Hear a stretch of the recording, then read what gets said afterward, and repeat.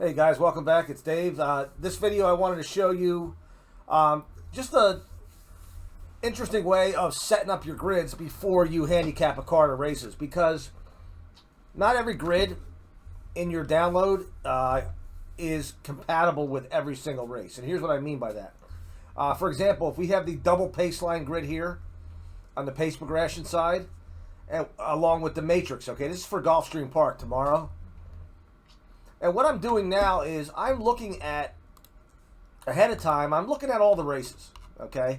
So I got my PP generator PPs with the data files. And I'm looking at race number one. I see race number one is a 5.5 furlong. I'm sorry, 5 furlongs.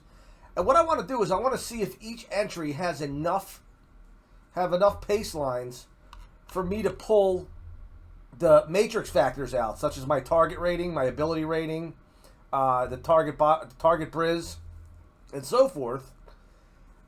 And how many races do I have to work with when I'm pulling my lines for the pace progression side of the model? That's going to determine whether I'm going to use a single line model, a double line model, or even a triple line model for days where I'm actually feeling ambitious and I want to go 3 deep. And also it's going to determine whether there's enough races to be able to pull a target and ability at today's distance or close to it on today's surface. And then it's going to determine what grid I'm going to use for that particular race. So what you might want to do is just take some time ahead of time and set up your grids. For example, race number one, I went and I copied and pasted a blank double pace line with the matrix grid from my double pace line matrix tab here. Now I looked at race number two, and when I look at number two, I see some very lightly raced horses. I mean, we have a maiden optional claimer here, 40,000. So you're going to get horses that, at the very least, have run one time, or at very best for some of them, along with first-time starters, which you do what you want to do with them. And there's not enough here to be able to pull out the matrix figures, such as the target ability at today's conditions on the turf at 5 furlongs. As you can see, we have a lot of unique situations, some intangibles here. We have a one-time runner, we have a sprint on the dirt, and a route, even though the mile at Gulfstream is actually a sprint, just with a longer stretch. We have 3 turf races, 1 at a route, 1, and so forth. So what I just elected to do there is I went and I copied a single pace line grid with no matrix. And if you notice, I created a Gulfstream Park 117 tab.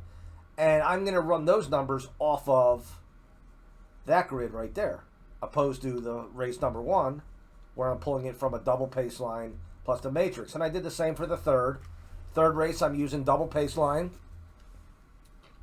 with the matrix as well. And you guys, if you want to copy and pause and copy and take a look at these selections, that's not the purpose of today's video. Today's video I want to be short, just showing you this little tip.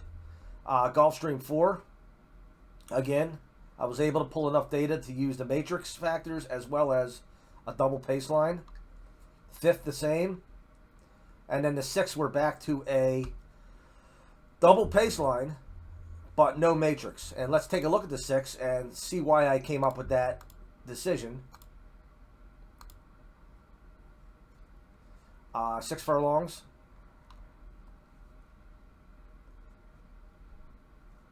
Well, it was simply because of the 2 horse here, 5 furlong, 5 furlong, 5.5, 5. We have the 1/6 furlong race that really you're not going to be able to pull a good target rating or ability rating off of that. I don't like pulling target ratings off of 5 furlong races because it skews the numbers. And then we also have a big mixture of synthetic and dirt as well. We have the 4 horse that only ran twice. One time was on a mile 70. So again, target and ability ratings would have been a little off or misleading. Same thing with the 7 horse here. We have a 6 furlong. If I were to draw my target rating from the 6 furlong race, now I have a 5.5 and a 5 to choose from. for that side. So I elected to use the double pace line grid because for some of the horses I'm able to pull from 2 pace lines, and some I'm only able to pull from 1. And if you notice, the ones that I'm only able to pull from 1, such as the 4 horse, I just left the other column blank. Okay, I only pulled 1, and I got my averages and my numbers from that 1 race, whereas the 1, 3, the 6, and the 7, I pulled from 2 lines. Now the 7th, race number 7, I didn't do the 7th or 8th yet, or the 9th, but I'm going to do double pace lines plus the matrix for all of them. Okay, so that might be something that's going to help you when you're setting up your pages ahead of time, when you're using, if you're using these factors to determine which grids, instead of going and just putting this grid down here and blanking out this side, just put a grid with just the pace progression model on there and save some space. The other thing I wanted to show you is last night when I got home, I played the last 2 races. I figured the last 2 races at Santa Anita, and what I did was I used the single pace lines grids, and let me pull them up here. They should be the last 2 on here. Yeah, Santa Anita 8th, Santa Anita 9th, and all I used was single pace lines, pace progression, no matrix factors, and I had come up with 5, 1, 6, 2 in this first race. And the 5 horse, what I did was I wanted to eliminate one of these 2. So I played a daily double. I think I went with either the 2 or the 5 or the 5 or the 6. Actually, I went with the 1, I think. And I noticed that the 8 horse dominated this grid based on the pace line that I chose. And I played a daily double. The 1-5 over the 7-8. Well, the 8 actually won the race. It went off at 28-1.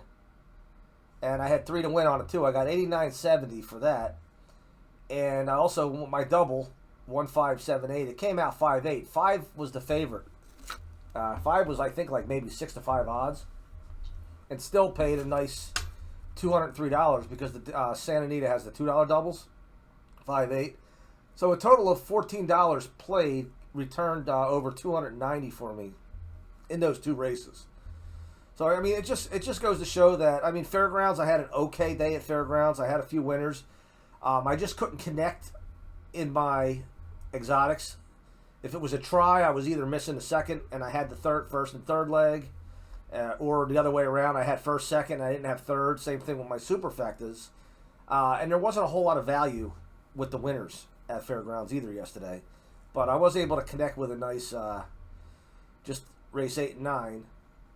Nice double and win using just, again, single pace lines. And your single pace line grids are one of your tabs in your pace progression download.